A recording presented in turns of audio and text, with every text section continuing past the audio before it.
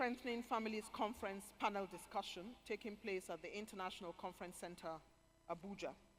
May I remind you again that my name is Eugenia Abu, and I've been holding proceedings and guiding and directing it all morning, afternoon long. This panel is set to look at the families, how to strengthen it, and the challenges that families face across board. I'd like to start with Elder Egbo. And the reason I'm starting with you is so that you can talk us through, and every panelist will get the opportunity to speak for 2 minutes, about what you think is holding back families today. Thank you, Eugenia. I was hoping not to be the first to start this off, but it's okay. I think one of the key problems families have is a failure of two people who are married to understand and set the kind of examples that will keep the family going. Over and over again, we've heard, beginning with Elder Chibundu, say that failure in the home cannot compensate for any success outside the home. Many times people want to achieve success outside. They think it can come from outside in, but it has to come from inside out. And what I think we have lacking in the society is that many times governments don't provide the resources that families can use to become successful within. They rather look at successes from an outward perspective. For example, no man or woman is celebrated for the things they've achieved within the family unit. They are celebrated for the things they've achieved outside of the family unit, making the family then insignificant in the society. And so many people look out to define success rather as everything I've done in spite of the family.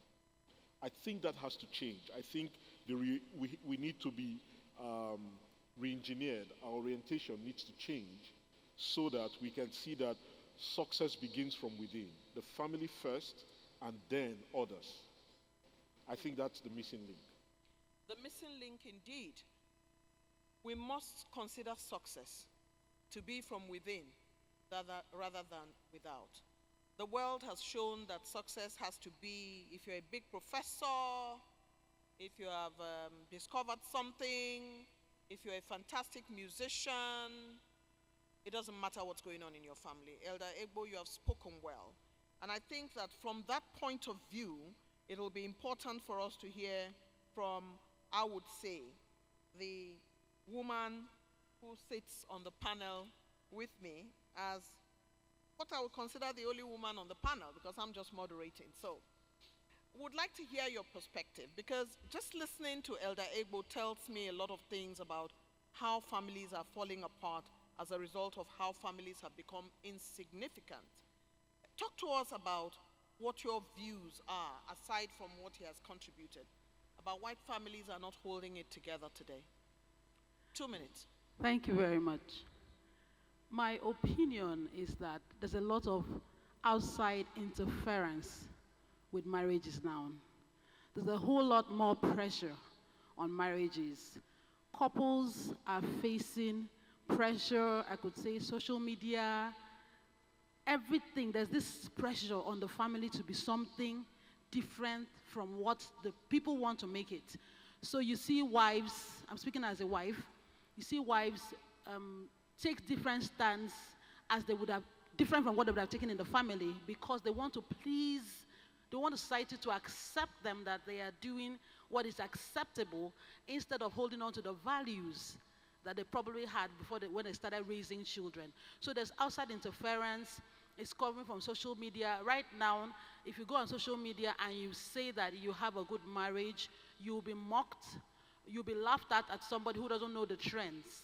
So the outside world celebrates the independent woman, independent of her husband, who is not willing to submit to any form of authority. So there's outside interference. So it's, even the males go through the same thing. So it affects the union and it's not cohesive. That's my view. Outside interference affects the union and it's not cohesive. Let's take a look at those areas that she has talked about, because I do have something to do with how families should communicate in my lineup. And Dr. Pelebo, I'm coming to you on this for 2 minutes. What kind of communication is the one that soldiers families together?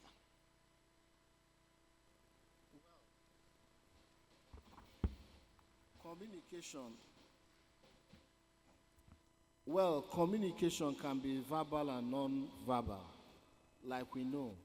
And in communication, when couples cease from like relating to each other, or even the family, when there is breakdown of the husband maybe having an issue, not expressing it properly to the wife, and the wife keeps her own part of the day, I think that will cause what? A breakdown in the family.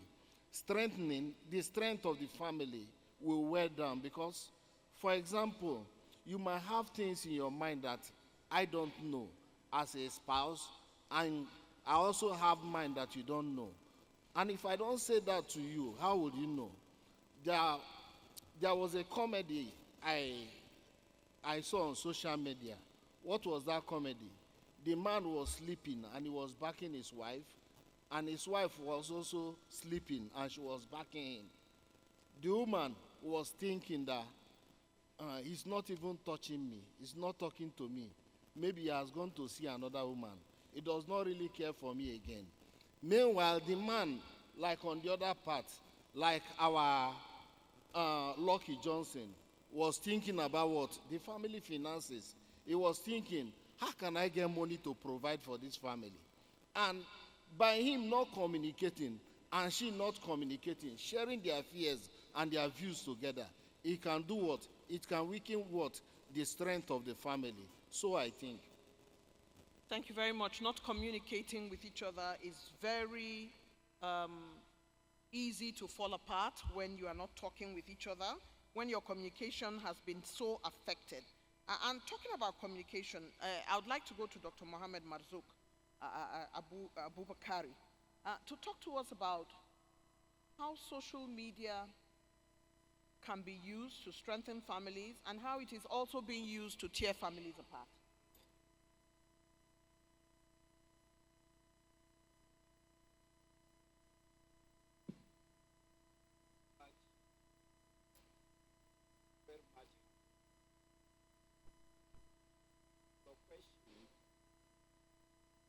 My response to your question lies in the theme of this conference. Permit me to comment on the theme of this conference as the basis of my response to your question. The theme is strengthening marriages, a two-worded phrase, short but all-inclusive. It's very inclusive, it's short, but very inclusive. And you may agree with me that the theme is both reactive and proactive.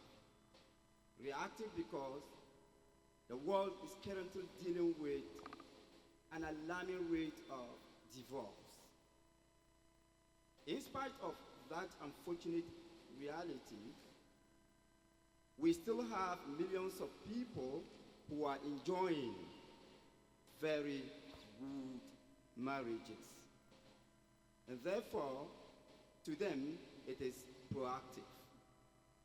And that is why I first of all invite the audience to join me in commending the Church of Jesus Christ of Latter-day Saints for an insightful conference, of an insightful theme, for an insightful audience in an insightful country, the Federal Republic of Nigeria. Based on this, I will say that we are currently in a modern society. A contemporary society is impossible life in contemporary society is impossible without social media. So the social media itself as a tool is not bad. How to use it determines whether it is bad or good. And it is important for all of us to understand that the social media is a powerful tool, but the power of it does not lie in isolation. Anything that is powerful must also be subjected to a degree of control, or if you want, management.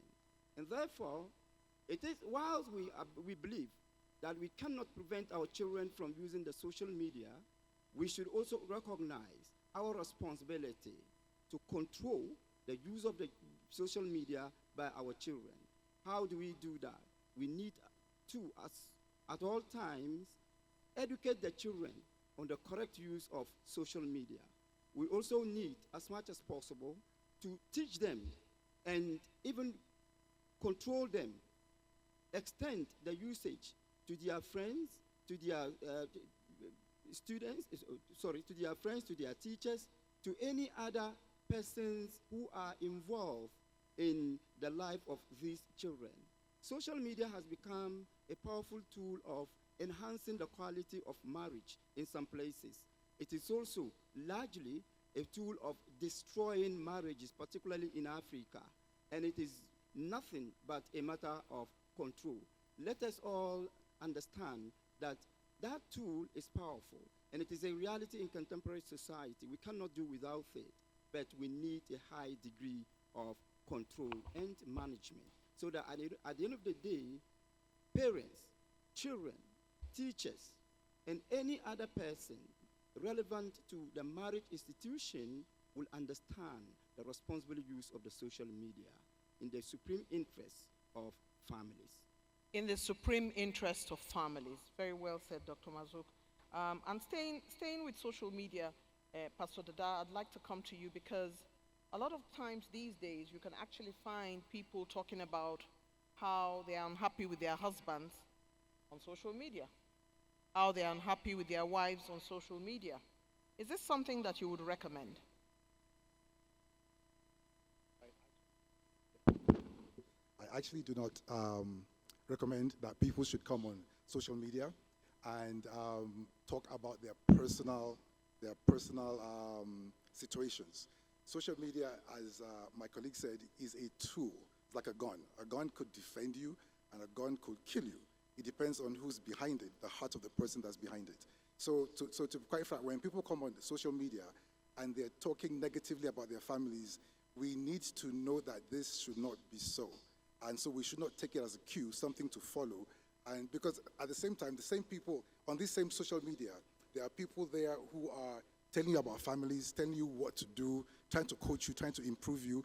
So it's a choice you have, whether you want to go with a person that's denigrating their spouses or the person that's teaching you how to improve. But I think that the main problem with marriages, because we're talking about family, and family is built on marriages. And our attitude to marriage completely is wrong, not just in Nigeria, but worldwide. Currently, the success rate for marriages is 50%. It means one out of every two people that get married end up in divorce. They break up, and that's very bad. And then for second marriages, it gets worse. It's 60%. But then I must tell you this. Marriage is an occupation, okay? It's like medicine is an occupation. If you want to do medicine as an occupation, you will go to school for 12 to 18 years. You will study, you will invest, it will cost you money. If you want to do law, it's an occupation. You go to school, you study, you invest. And based on the knowledge you have gained and the study and the investment, you have a hope that your practice of this occupation will be successful. Occupation is a derivation of the word occupy. Occupy is like if what occupies your time is your occupation. Now, I can tell you this. Marriage, living with another person for the rest of your life till you die, it will occupy your time. It's an occupation. Raising a child, parenting, is an occupation. So when people all over the world feel that the qualification to get married is a feeling And love is not a feeling, love is a verb. But for most people, it's a feeling, and based on the power of that feeling, they come and they feel they are qualified to get married and be successful. And to make it worse, if I was a doctor, it would take me 18 years to get a certificate, 18 years to be sworn in. But in marriage, you get sworn in like at the beginning without any education. And then, you see, the greatest enemy of marriage is ignorance. I can trace a level of ignorance to any kind of marital problem. There is a connection with ignorance. So basically, I really do believe that and this is to the world, we have to get relationship, marriage, and parenting into the curriculums in schools. There has to be a robust curriculum on relationship, because guess what? There are many things you will learn in school that you never practice. But somehow you're going to be a parent, either to your kids or to somebody else's kids. Somehow you will get married someday, you'll be in some kind of relationship with somebody one day. It needs to be taught. And if it's taught, I think the whole world will be in a better place, because there's a connection between strong families and strong societies and strong nations. Thank you very much, Pastor Dada. It is an occupation.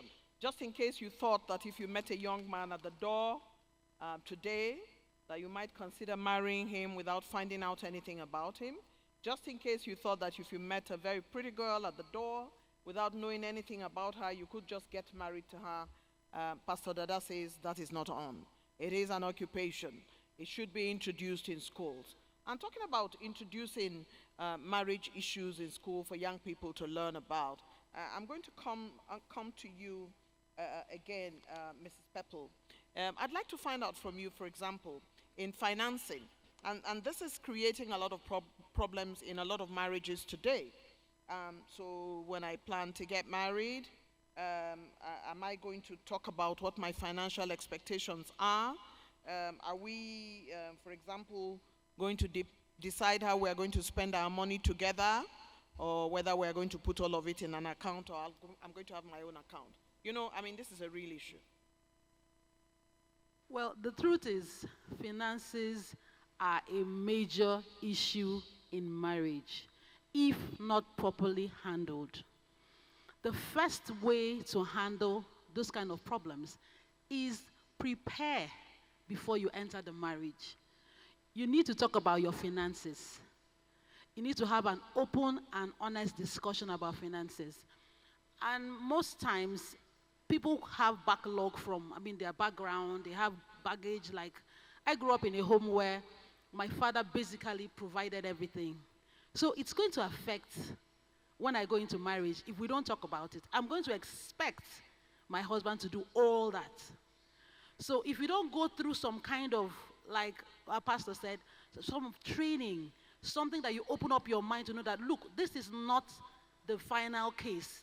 Maybe that's what I saw. It doesn't mean it would work in my own state, my own family.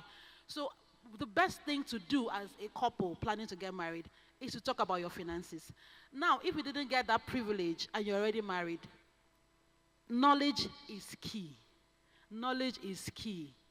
You need to know how to manage your finances. You need to talk about it. You need to be open. There's some women who don't tell their husbands how much they make. They will tell me that if you let him know, he wants to ask for all the money. So there are trust issues.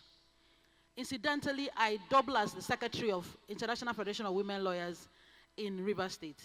So I can tell you that we've had a lot of cases where we mediate and counsel marriage couples. Most of them, when they come, they say, I want a divorce. They don't want a divorce. They want a solution. By the time I listened to one recently, and they were just married for 4 years. The issue was that my husband, there's a misunderstanding in our home. My husband is not treating me well. He doesn't give me money. He doesn't treat my mother well.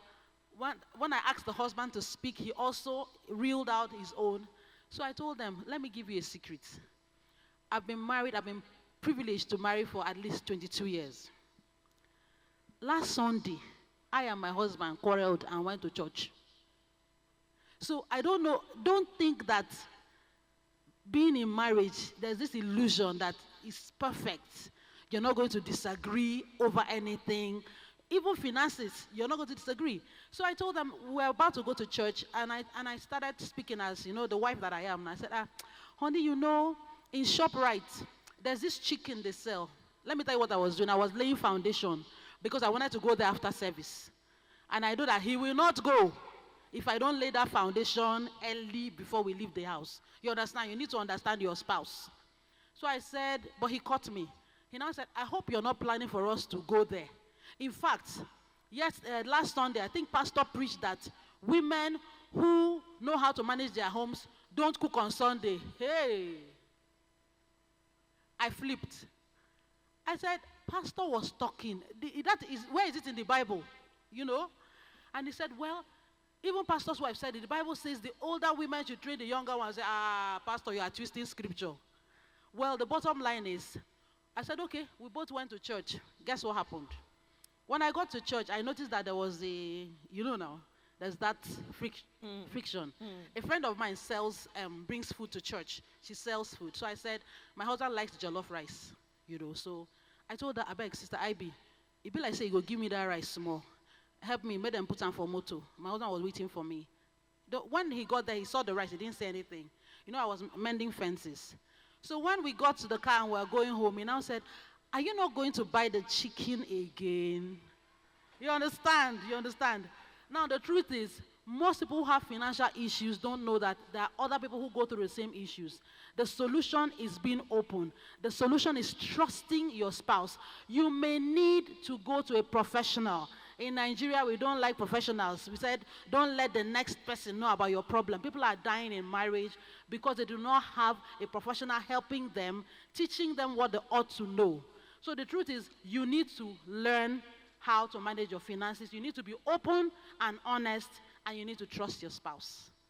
Mrs. Inelbong, Pepple, mending fences, laying foundation for the chicken. An absolutely brilliant way to discuss the matter inside the matter. And in discussing the matter inside the matter, I know that Elder Egbo will have something to say about finances at this conference. And because we're strengthening families, the fact that his wife is sitting here is irrelevant to what he's going to say. Madam, please pay attention. Elder Egbo has looked after you. You are looking very peng, and we know why. But we also know that you are looking after him because of the way he looks. And so whatever he says here is advice to the rest of us who are in the room, because we know that he's holding his house. Elder Egbo, should a wife have a say in how finances are managed? And could you just go out and buy a Gucci bag without her knowing? Let's talk about that for a little bit. Thank you. First of all, I would like to kind of agree with what Inyobong said, that the fact that marriages exist, irrespective of how long they have existed, does not give them immunity from challenges. Because, come to think about it, even you yourself, you cannot perfectly predict how you behave in every circumstance. You keep changing the way you behave. And it will be a fallacy for you to say, you should understand me. That is the way I am. Having said that, I'll also add that marriage is not a place to misbehave. It is a place to put up your best behavior. You need to understand that I am living with somebody else who is not going to take the nonsense. So I need to be well behaved in this institution. When men and women forget that fact and they feel, take me the way as I am, or take me how I am, that is the way I do things, then the marriage is going to be the way things are done, And unfortunately, those who misbehave don't want to accept the misbehavior of somebody else. That is where most of the times the problem comes from. Now, having said that, finances, there is no one formula for handling family finances. Oh, I went to the house of Mrs. A and I saw her husband doing this, and you don't do that. Excuse me, Mr. A is not who you're married to. you need to understand how he behaves, what has formed his behavior. Definitely, he's from a background, and that background has contributed to the kind of person that he is. In fact, like you said, many times when we fall in love with people, we prescribe the kind of behavior that they have. And when we get into the marriage or the relationship and begin to see differences from what we prescribed and what they really are, then we start saying, oh, this is a bad man or this is a bad woman. But what was the foundation of that assertion? It's because we had prescribed and said, this person should behave like this or like that because that's the person I love. That's the first mistake we need to correct. So when someone comes to when you get married to someone, you should expect that that person has a different way of doing things. Your responsibility is to understand the way of doing, the way that person does things, and try to behave in accordance. Now, I'm not saying condone bad behavior or bad habits or bad attitudes. I'm rather saying there are good things that people do that just because we don't like it, we shouldn't say it's a bad thing. That sounded a little bit complex to me, and I thought that Inyobong made a face when he said you cannot prescribe for people who they should become. That makes sense. And then at the beginning of your comment, you did say that people change, and that over time, it's not what you think that somebody is, that he is when you get married to the person. And I'll stay with you, Elder Igbo, on this before I go to Dr. Marzouk, because sometimes people marry people, and then after about 8 years, they say, he's no longer the person I married after 7 years. Is there something we should know and understand better in a couple of sentences? Interesting to ask that person too, and hear the person say, you also are not the person I got married to. Oh, interesting. Because the change has come both ways. Both of you at some point have adapted to perceived circumstances that has caused you to drift away from who you originally were. It could be finances, financial, economic. It could be behavioral, in the sense that someone has become too difficult to handle. And I think the worst part of marriage is when someone who is doing something that is wrong refuses to accept that they are wrong and feel that their way of doing things is the best way, and you have to accept it that way. Marriage is real business, and we need to understand it. It's a business that is as serious as you going into partnership with someone to make money. And when you begin to take it as a trivial thing, then the other party changes too. I say, I'm not going to be a fool again, or I'm not going to be stupid again, and stuff like that. So if we will follow, whether we are Christian, Muslim, Hindu, pagan, whatever we are, one thing we have in common is that God ordained marriage. And as individuals, we yearn to be married at some point in our lives. We also belong to a family, either the family we formed, or the family we come from, or the family we are expecting to have. And so at that point in time, with that understanding, we need to say to ourselves, what has God prescribed to make marriage work? Now, God is God to everybody. We might divide, there are some divergences. Yeah, for example, Christianity, Christ, Islam, Muhammad, Hindu, and all of that. But God is a constant. So what has God prescribed for marriage? And God says, love this person as you love yourself. If you will love that person as you love yourself, then it is easier to be in marriage that way. For expanding the conversation, and I'll return to every panelist on this particular issue. But more than anything else, one of the things that caught my attention is the fact that he said that marriage is not a place for misbehavior.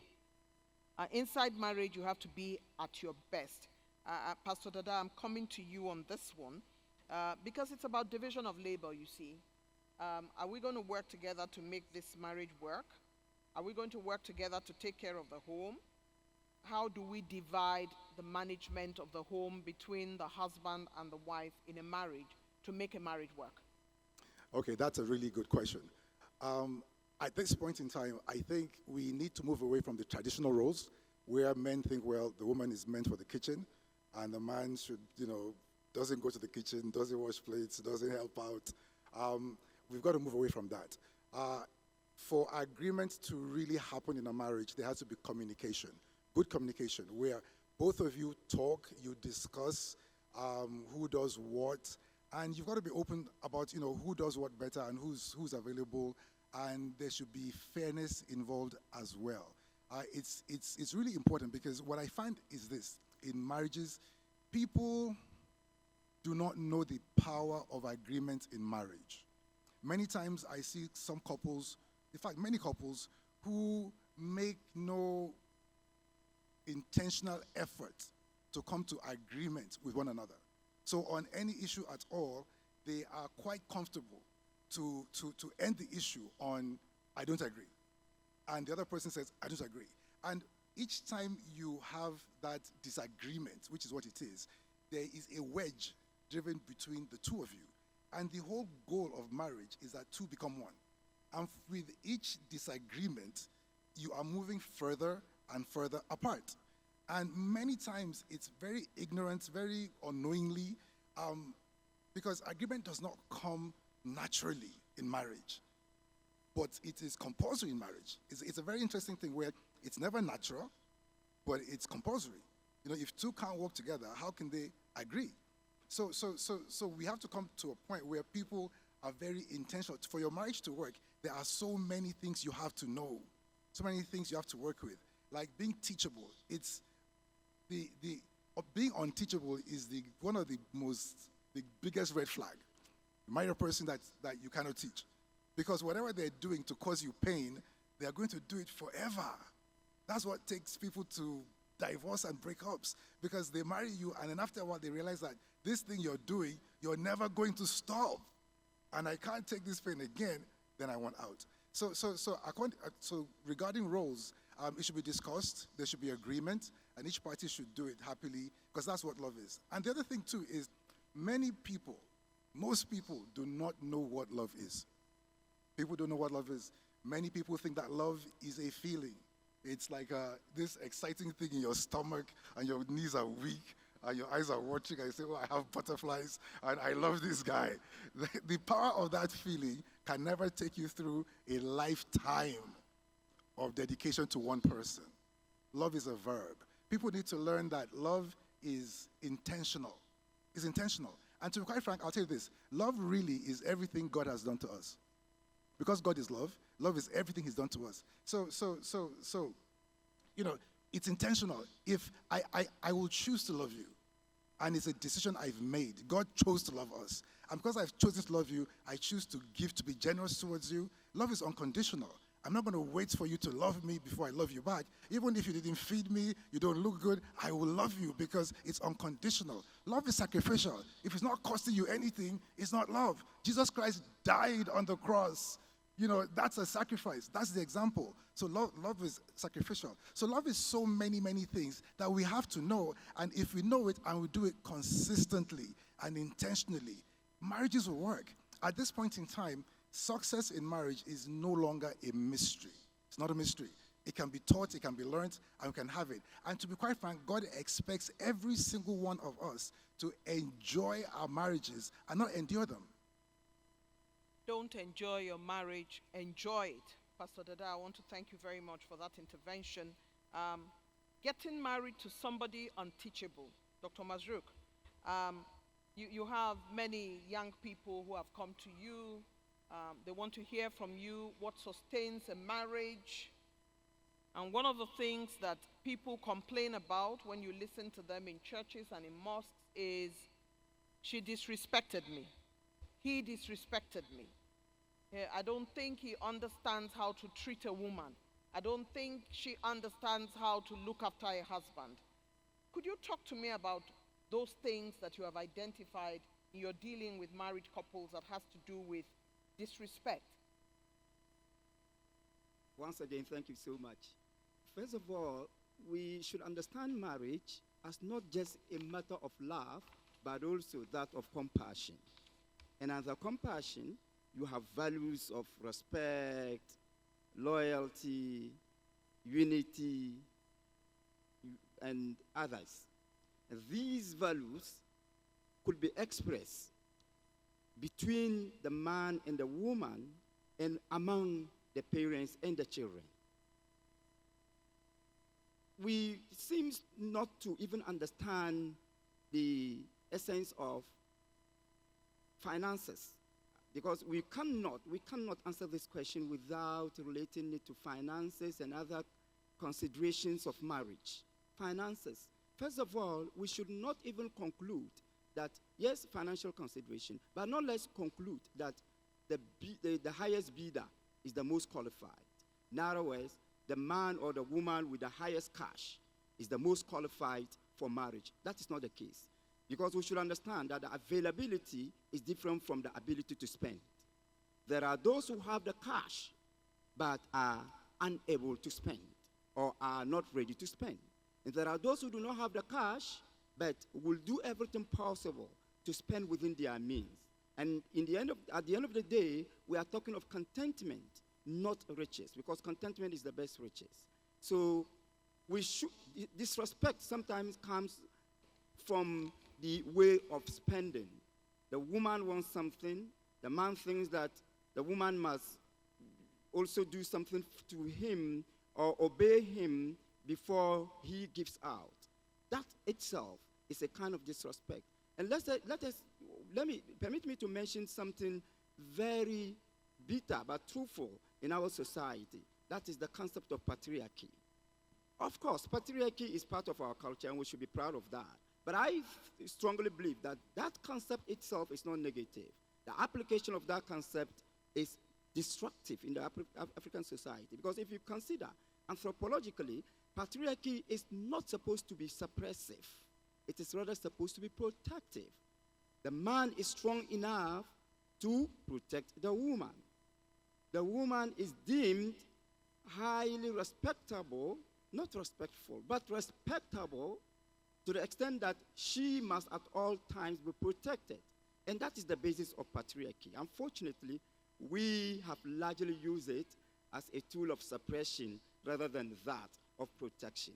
And that is the issue. So sometimes patriarchy, wrong application of patriarchy can be a source of disrespect. 3, the ideals of training the children can also be a source of disrespect. The woman may want the children to have absolute freedom. And of course, absolute freedom leads to absolute destruction. Or the man may also want the children to be more pampered. And that may not be in the interest of the children. So that can also be a source of disrespect. How then do we address the disrespect among the children, among the couple? We need to understand that disrespect itself is not in the best interest of the marriage. And therefore, you need to, once again, come to the door of communication. You need to communicate. Anytime at all there is any confusion, you need to sit together, address the issue. No one should raise the voice, but that should not also lead to another problem in marriage. That's a lack of leadership. In fact, we all believe in equality because marriage itself is a matter of partnership, and partnership is indicative of equality. But that equality should not be misconstrued as lack of leadership. After all, leadership is neither superiority nor inferiority. It's rather a responsibility that must be discharged in the supreme interest of the whole family. So we need to understand that. So if we come to leadership, let the couple understand who must do what. Let the couple understand who must cook or who must not cook, who must go to work, who must look after the children, who must provide, who must utilize the provisions, who must do what is supposed to be in the supreme interest of the family. I have seen a family that decides that the man should not rather work, the woman should work. The man should stay closer to the children than the woman should work, because the woman is a diplomat. The woman, they accepted that, and today the man has been able to educate the children very well because of the work of diplomacy. The woman hasn't been, sometimes, largely the woman has been absent, and the man has been able to look after the children very well. That can work that can be a vice versa in another situation. So it is unique. And let us also not conclude that marriage is all time comfortable. Not at all. I believe that largely it is also a matter of conflict management, not compatibility, but how to manage the incompatibilities. Thank you. How to manage the incompatibility, Dr. Mazrou. Thank you so very much. Your intervention has given us a lot of insight about how we're taking this conversation, which would end soon. But would like to quickly go to our next panelist, Pelebo. I'd like to come to you because if you listened intently to all others who have spoken, there is the issue of parenting, which keeps coming up. So do we talk to each other before we decide how many children we're going to have? Is it something we'll talk about before we marry, or it's an accident, or we just have the children without discussing it? Is it a decision of the wife, or it's a decision of the husband? We'll have 4 children, we'll have 2 children. No, I want 3 children. Or in the way in which the children are brought up. You heard Dr. Mazrou talking about how sometimes the father wants the children to be pampered. Sometimes, and you know these children, sometimes they can play you on this little finger. Everybody will twist you around when they understand how to get in between. So let's hear your position about how many children should we have? How should we bring up the children? Well, like the other speakers have spoken from the beginning, marriage is a serious business. And in coming into marriage, there should be intentionality and there should be deliberateness. 2 people must come together. And that is why in marriage, there is need for 2 couples that wants to come together. There is need for them to do what? To have a time of what? Courtship. Courtship is very, very important because it is in this courtship period that the business of marriage in the first place is a covenant, or I would say a contract or an agreement. It is in this place that everybody will begin to do what? Air his or her own view. The woman say, I want 5 children. The man says he wants 3 children. They should come together, do what? And strike a balance. In this period, the man will begin to say, well, the need for us to have fewer children is this. Raising up children is not a child's business these days around.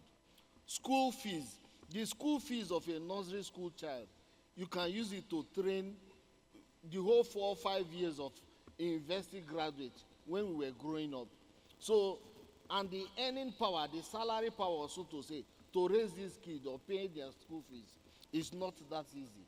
So because of that, they have to really sit together, discuss the financial implication. And also in this particular issue, health issues are supposed to be discussed. Maybe the wife has some other ailment or one thing or the other. They also have to take time to look into it deliberately. And they will consider their earning power individually and collectively. When they have reached that point, they should decide how many they want to raise. But I also tell you that they can even come together and say, we are going to have what? 1 boy, 1 girl, or 3 children. I mean, the Nigerian society is adopting the 3 children style. So, and at times, the God factor comes in. There is what? That accidental discharge. We don't born finish. Where you they come from? You understand? But I also want to let us know that for parents that are raising children, and you have decided that when we come into marriage, we are going to have just 2. We are going to just have 3. And the next one come. In raising that child up, psychology plays a lot of role. Make sure you love that child very well. Don't use that you came by accident. You have come to disrupt our plans because it will still do what? Affect the family. So my take is this. Understanding is very, very what? Is key. And again, marriage is what? A commitment.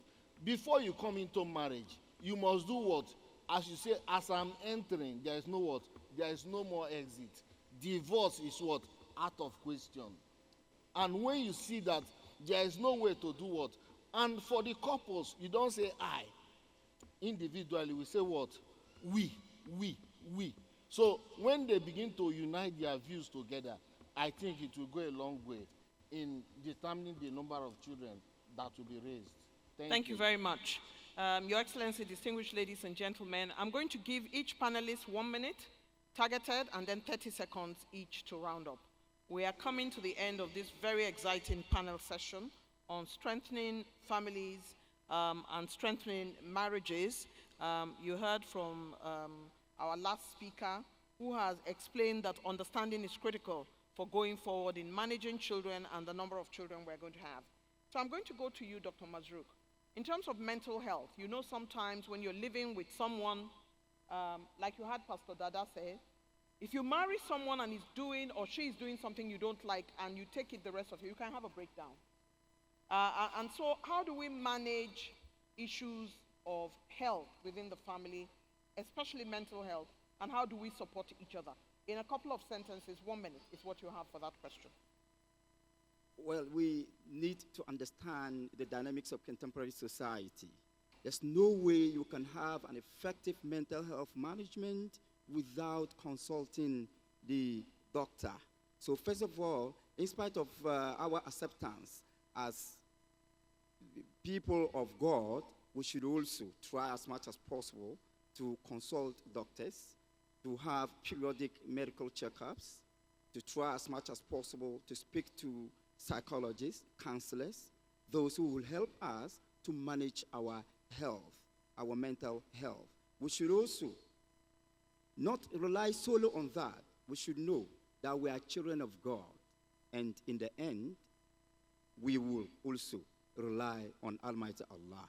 And once we do that, in the end, we will not remember the discomfort of our struggle to maintain marriages, but the comfort of our success in building healthy marriages. Building healthy marriages. Dr. Mazruk, thank you very much. Pastor Dada, I'm coming to you with, should I be married to somebody who has a completely different belief system? And how do we take our children through proper structured belief systems that would keep them afloat in this complicated world? Okay, to be quite frank, I'll tell you how it works. If you see a person with a different religious belief and they want to marry you, most times that person is very open in their faith and is very open in their faith. Okay? Now, what happens in time is that sometimes people change. In the course of time, a person who is open in their faith today could go deeper in their faith. And when they go deeper in their faith, their outlook and their demands will be different. So I support people of the same faith getting married together because that will survive the test of time. But when people of two different faiths marry, it's usually okay at that time because at that point in time, their frames of mind were in a place where it was okay. But there's no guarantee that their frame of mind will remain like that. So as they grow, it's like a person could go to the mosque and hear a teaching and come back home and say, you know what, no more church for you, go to the mosque. A person could go to a church and get a teaching and come back and say, you know what, I don't want to. So we really have got, most times people don't think ahead. We don't think of the future, but the truth is that the future will come. So whatever you do today has to take into consideration what the future holds. So it's very important. Thank you very much. Elder Igbo, I'd like you to comment on how do you manage children who have gone astray? And perhaps if you might want to add to what he has said. Okay, thank you. Probably the first one of marrying outside your faith. It's a very complex situation, and people going into such marriages should understand that there is a lot of work to be done. There's a lot of understanding. There's a lot of acceptance. There's a lot of not wanting to learn from others, but to learn from your own experiences. I'll put it this way. Do not inherit other people's enemies.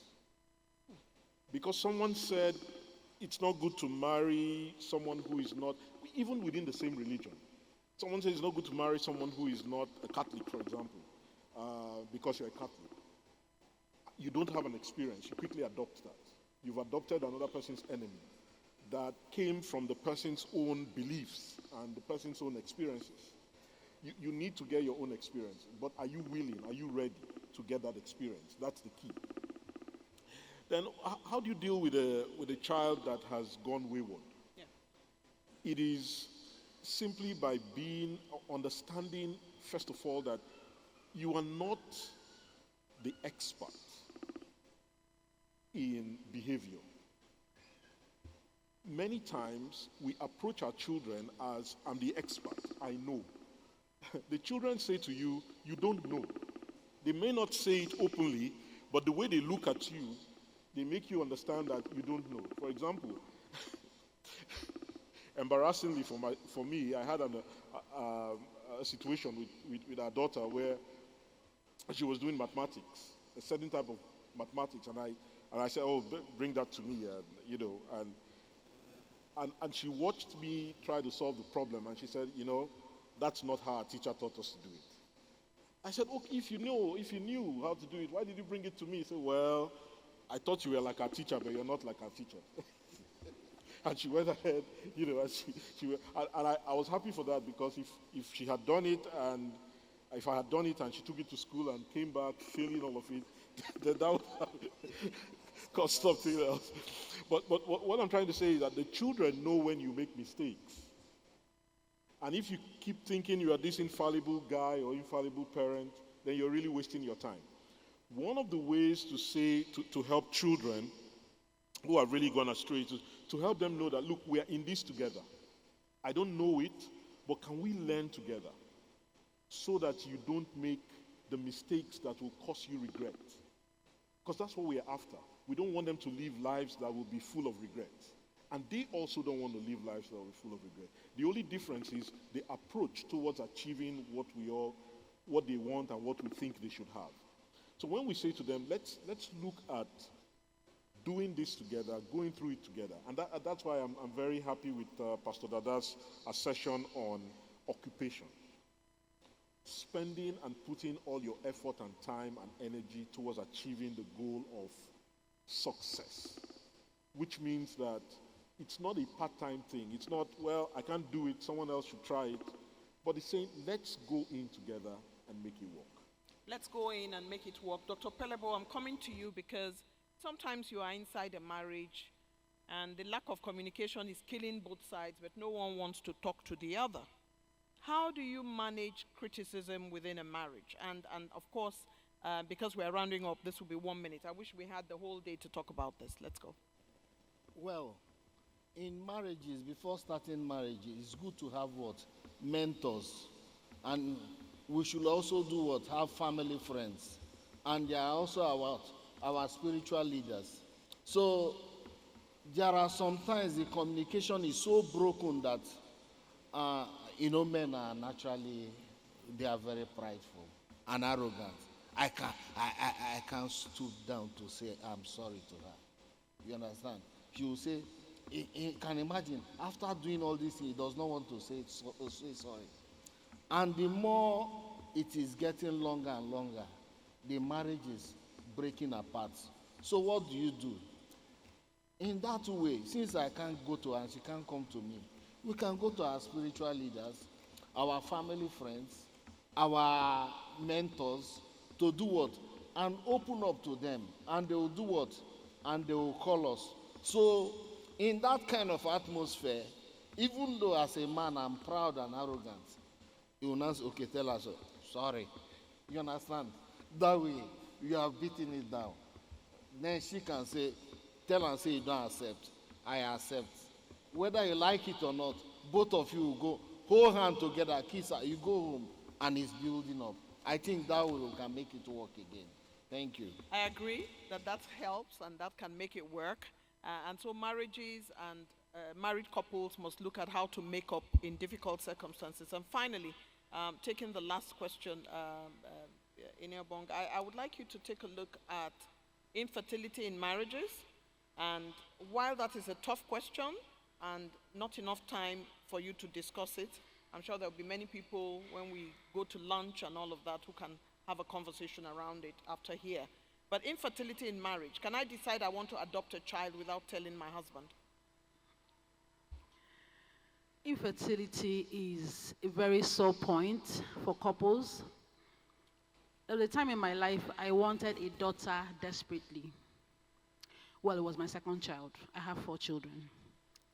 So I went to the market and, by faith, started buying things for girls.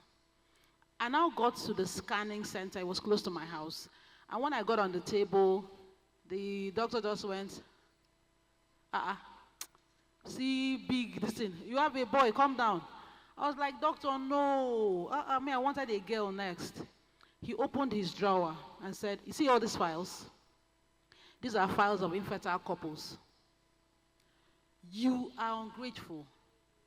You're thinking of dictating the sex of the child while some people don't have at all. So the truth is that infertility is a big, big problem for most couples. And to manage it is a problem because sometimes one couple has moved on to say, I'm ready to adopt, while the other couple is still holding on to faith to say, I believe we will have our own. The truth is they have to come together. There's going to be so much growth.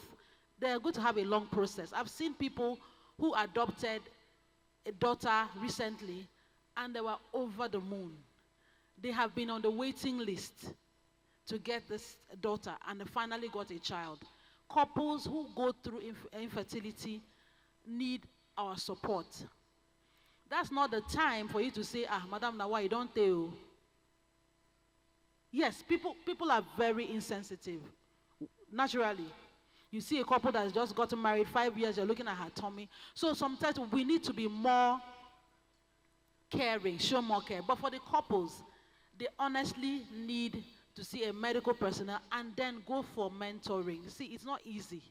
It's easy for me to say because I do have children. But when you don't have, I have friends who come to me, they say, look, I'm feeling so down, my period came out again. And me, now, I have children, but I have to be there for her and say it's going to be fine. So we should offer help to others. You know, you may have a friend, it may be a man, if you're a man, maybe a woman. Infertility is a great sore point for families. And until they agree on how they're going to adopt, you can't just go and adopt a child without your partner's, just on your own. You can't. You need both parents. Even in adoption, even if you come for adoption, you must have both parents in agreement. They have processes and all that. So you can't, as a person on your own, go and adopt a child. I don't advise it. Thank you very much. And I'm staying with you for your last couple of words, which is very, very short. What is your thought at this time? Wow. I want to address the younger females in marriage. If you're just coming in, the first few months will be heady. Then after a while, it's like the scales will fall from your eyes. And all of a sudden, you start noticing things you didn't even notice in courtship. You are in marriage, it is going to be work. But I want to let you know that if you are committed towards making the marriage work, irrespective of your differences, irrespective of your background, it will work because you want it to work. Please do not listen to people outside who are very negative. Be careful of the information you take in. Right now, there is this wave of divorce across the globe. Especially in Nigeria, right now, everybody says, I can't take it anymore. Now, it's not because, I'm not talking about abusive relationships. I'm talking about regular issues that, you came from a family. In your family now, if you are 5, there is one, they say, that one, the head they touch, leave them. There is one, they say, no, that one is kind.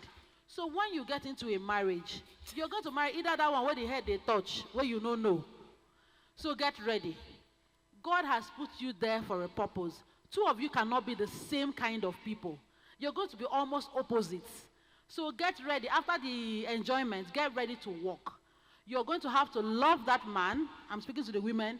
You're going to have to respect him and watch and see what will happen. Thank you. Watch and see what will happen. Thank you very much. Dr. Pelebo, your thoughts very quickly. Well, what I want to say is this. For people that want to go into marriage, let me advise you on one thing. For the women, you must know that a man will be more handsome than your husband, taller than him, has six-pack, has more money, has more wisdom, has everything. And the same for the man. Another woman will be more understanding, more intelligent, and more everything. But one thing is certain. Marriage is not something you go to a shop to buy a perfect thing. Marriage is supposed to be what? Worked at. Deliberately, consciously, both of you will come together and begin to do what? Say, this my own particular marriage must do what? It must work. So consciously and intentionally, you begin to give it your best and it will work out. Indeed, give it your best and it will work out. Elder Egbo. I think I would close with something I said earlier. Don't inherit other people's enemies. Sometimes, for women especially, they come into a marriage with inherited enemies. His mother, his sister, his brother, and so on and so forth. Not because they've had problems with those people, but because of where they're coming from. And so when they come into the marriage, they come with war. They come to fight a war. And already you've laid the foundation for the destruction of that marriage. There is no way a man who loves a woman will see his relatives being disrespected and that love will still be intact. Oh, I understand. It doesn't work that way. You must, if you love him, then you must find a way to manage them without making him feel that and vice versa with the men too.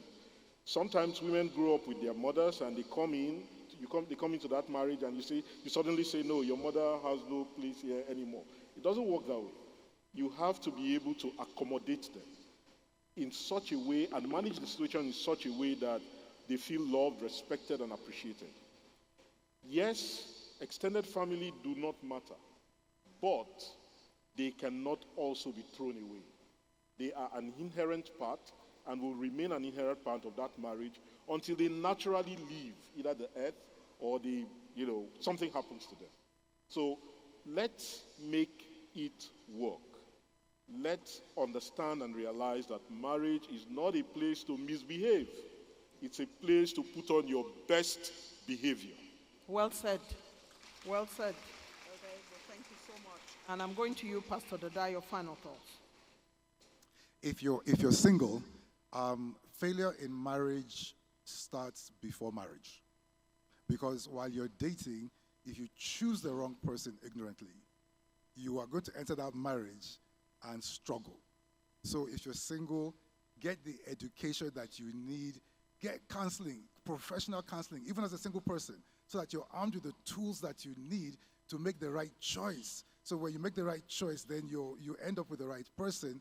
Too many times people come and say, PD, people call me PD. They say, PD, I think I married the wrong person. This is 2 weeks after the wedding, and right away there is a problem. So let's know that. Now, if you're married, you're already in it. My advice is that there is wisdom and there are solutions to every problem that you are seeing.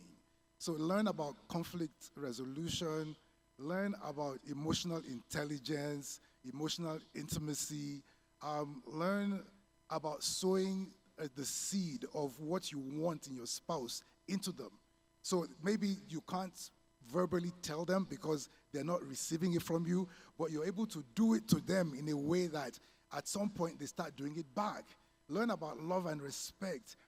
All men are wired to need respect. When you love a man, he receives it as respect. When you respect a woman, she receives it as love. Women need love. And you've got to understand this and do these things intentionally, not because you feel like, but because you know this is what you have to do. If your husband is treating you badly, don't respond to your emotions. Respond intentionally. What you want from him is to love you. So your emotions can say, well, let me disrespect him because he doesn't love me, but let your sense tell you that I need to respect him to get love out of him. So in the midst of there are ways that if you know what you're doing, you can practically force things to work in your marriage. And peace is more important than being right. Many people are right. See, what they did in your family, in your father's house, is right. So as a wife, what they did in your father's house is right. Husband, what they did in your father's house is right. So you have two right people living in the same house. There's going to be a fight. There's going to be a fight. So you must be willing to fight because you're right. So peace has more value than being right in marriages. There are so many laws and principles that if you know these things and you're in your marriage already, things will work and you will enjoy your marriage. Thank you so very much. That is indeed very eye-opening. Things will work if you understand these dynamics. You know, I'm constantly saying in my home, didn't you see me? I'm wearing a new dress. Women love to hear when you say to them they look nice. And a lot of men tend to think it's a joke. But I mean, if you didn't notice that I've cut my hair, or my hair is longer, or I'm wearing stilettos, or I'm wearing a yellow dress, then there's going to be an issue. And it doesn't take a lot for you to notice what I'm wearing. Make it intentional, because he has spoken about the kind of things that men like to hear, and also women like to hear. But more importantly, men love respect. Women love to be told that they look good. They love to be respected. I don't like it if you come into public and you dismiss me. If I'm your wife and I'm saying something, you are amongst your friends and you say, I beg, wait, make we hear word. Women don't like it. I don't. I don't know any woman who likes it across the world. You need to give the woman a voice, respect her, carry her like an egg. Having said that, I'm going finally to Dr. Marzouk. You have the final words of yours. Let me take this opportunity to bring your mind to a very negative mentality, critical and destructive of marriages in our society. And this mentality is being carried out by the forces of anti-life, anti-marriage, anti-family. Let no one be cowed into submission. Let us all stand for the kind of marriage ordained by Almighty Allah, by God in the Bible, in the Quran. Let's not yield into the pressure of these elements of anti-life. Let us all agree that marriage is a means of procreation, a tool of genealogical continuation, and a mechanism of human race revitalization. And therefore, any attempt to tell you not to respect the family and marriage structure as ordained by Almighty Allah is a practice that can be described as moral genocide. Let us rise against this mentality. And let us know that at all times, this kind of marriage will put us on a pedestal to look at values that are positive and values that are negative. And when we all agree to abide by the ideals of this traditional marriage as ordained in the revealed text, the Quran, the Bible, the Torah, and other holy books, in the end, we will be well informed to stand for love instead of hatred, unity instead of division, reconciliation instead of aggression, forgiveness instead of vindictiveness, and peace instead of violence. God bless all of us, and peace be unto all of us.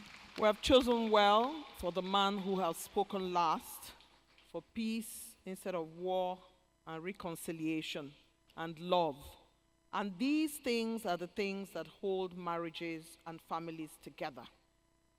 Your Excellency, distinguished ladies and gentlemen, your panelists, Dr. Marzouk, distinguished ladies and gentlemen, a round of applause for him.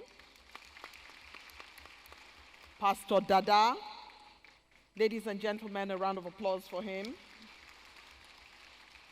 Elder Egbo, ladies and gentlemen, a round of applause for him. Dr. Pelebo, ladies and gentlemen, that's your panelist. And finally, Mrs. Inyobong Pepple. You will agree with me that you would have wanted this to go on and on. This is one of the finest panelists that I've had to moderate. They have been spectacular in their interventions. They have shown knowledge in the area of families and marriage, and indeed they come very highly qualified to be on this panel. Distinguished ladies and gentlemen, my name is Eugenia Abu. We thank you for your time and for listening and for being patient. Thank you very much.